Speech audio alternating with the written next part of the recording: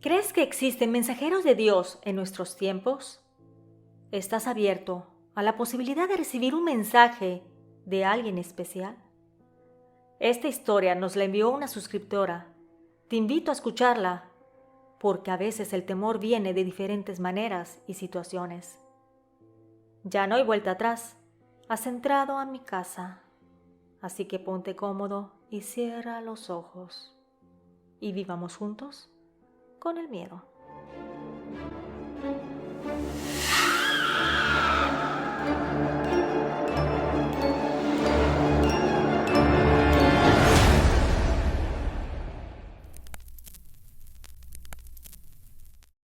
Viviendo con el miedo presenta el mensaje basado en hechos reales.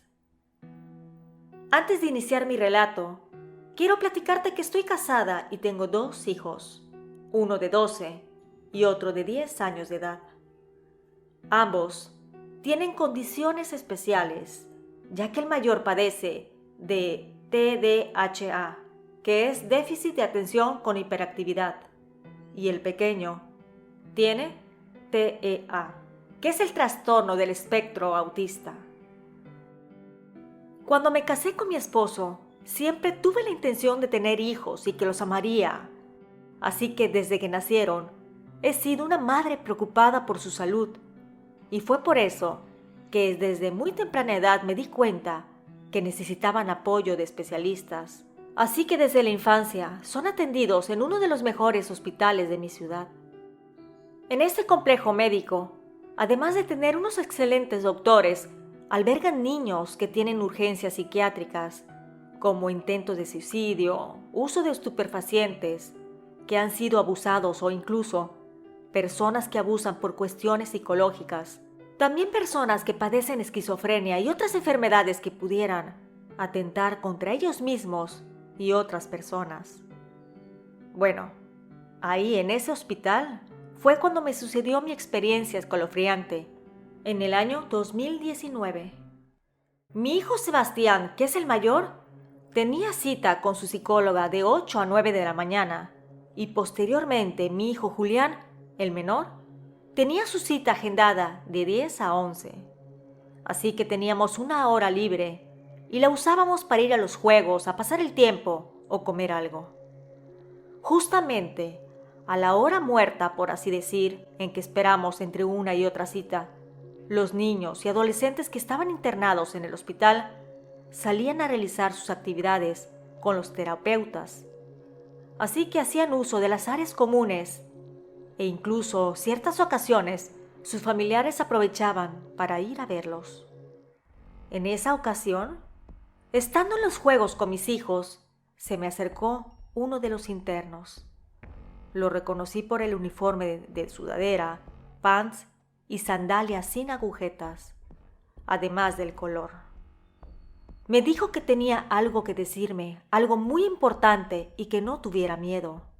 Hasta la fecha, sus palabras me siguen causando un conflicto emocional y no sé qué pensar sobre aquello que me dijo. Hice memoria y te contaré lo más cercano a sus palabras y de la manera en que aquel joven me explicó.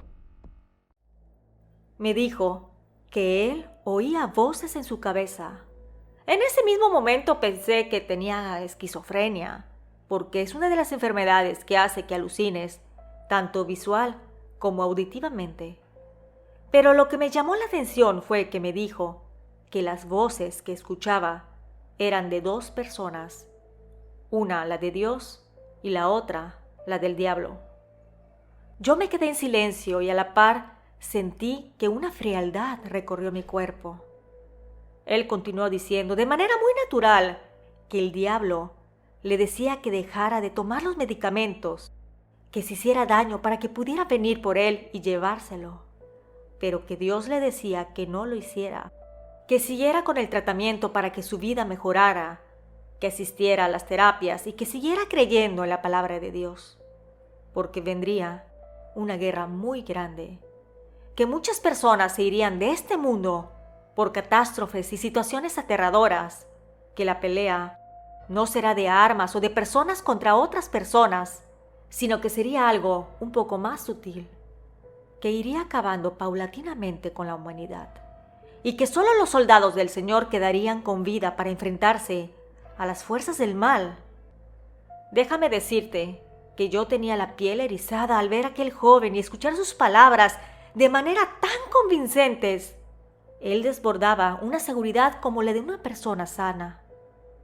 Continuó diciendo que los guerreros que lucharían mano a mano a su lado, es decir, junto a Dios, eran los niños que las personas llaman autistas, los que tienen alguna discapacidad o un trastorno psiquiátrico, y que aquellas personas venían al mundo de esa forma, que ellos, antes de nacer, elegían a mujeres con el potencial de desarrollar una fuerza inquebrantable, que tanto esos niños como sus madres serían parte del ejército divino, y que el resto de la humanidad serían los peones que lucharían en primera fila contra lo que se avecina.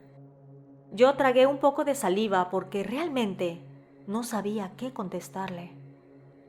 Estaba atónita a sus palabras. Entonces me dijo que no tenía por qué preocuparme, ya que yo tenía 2 ángeles enviados por Dios, que me eligió a mí para cuidarlos hasta el día en que ellos sean llamados para la batalla. Que las personas piensen que están enfermos es solo una máscara para que no sean descubiertos. Yo no sabía qué decirle. Sin embargo, una pregunta me vino a la mente. Le cuestioné que a quién le hacía más caso, si a la voz de Dios o a la voz del maligno. Él me contestó de manera muy natural que trataba de hacerle más caso a Dios, pero que a veces el diablo mostraba más fuerza de lo que él creía. En esos momentos no sabía qué pensar, qué decir, si creer o no. Llegó su madre con el almuerzo. Le llamó la atención para que no estuviera molestando a la gente con sus historias. Yo le dije a la señora que no me estaba incomodando. Ella me contó que venían de la sierra y que ellos no sabían leer o escribir, que su hijo tenía 14 años, pero nunca había podido asistir a la escuela, porque independientemente que les quedaba muy lejos, su hijo causaba mucho temor a las personas de la comunidad por todas las historias aterradoras que contaba, y que lo internaron hace unos cuantos días porque tuvo una crisis, que gritaba que se avecinaban días difíciles para la humanidad y que el mundo estaba por experimentar situaciones muy feas. Al ser tan angustiante para ellos como para las personas que lo rodeaban, el estar escuchando sus lamentos y mensajes apocalípticos, decidieron internarlo. La señora le dio el almuerzo a su pequeño, y al momento de retirarse, él giró la cabeza, me miró fijamente a los ojos y me dijo que no olvide que yo estaba protegida porque se me habían asignado 2 ángeles del Señor para guiar y proteger hasta el día del juicio final. Me guiñó el ojo diciendo que él era un mensajero de Dios y que no tuviera miedo sino confianza en sus palabras. Eso me hizo pensar, si el niño no sabe leer y escribir, ¿de dónde pudo sacar aquella historia tan fuerte? Cabe mencionar que la señora me contó que en la sierra donde vivían no había electricidad, entonces aquel chico no pudo sacar esa historia de algún medio de comunicación. Puesto que mis visitas con los especialistas eran constantes, cada vez que iba al hospital buscaba a aquel chico, ya que mi mente había procesado mejor sus palabras, pero hasta el día de hoy jamás lo he vuelto a ver. Cuando íbamos a los juegos para esperar la hora muerta, por así decir, volteaba a ver a los alrededores con la esperanza de encontrarme con aquel joven que afirmaba ser un mensajero de Dios. Al poco tiempo, empezaron a suceder desgracias, como el temblor muy fuerte en la Ciudad de México, en la cual padecieron muchas personas. También, en el año 2020 llegó la pandemia que afectó a todas las personas del planeta. Entonces recuerdo las palabras de aquel chico y me pregunto, ¿será verdad que realmente hay mensajeros de Dios entre nosotros?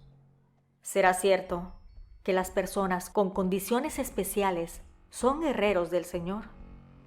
No sé qué pensar y es una intriga con la que tendré que vivir el resto de mi vida, porque jamás volví a ver a ese joven que con tan solo 14 años logró dejarme en un estado de shock, miedo, incredulidad, emoción y asombro.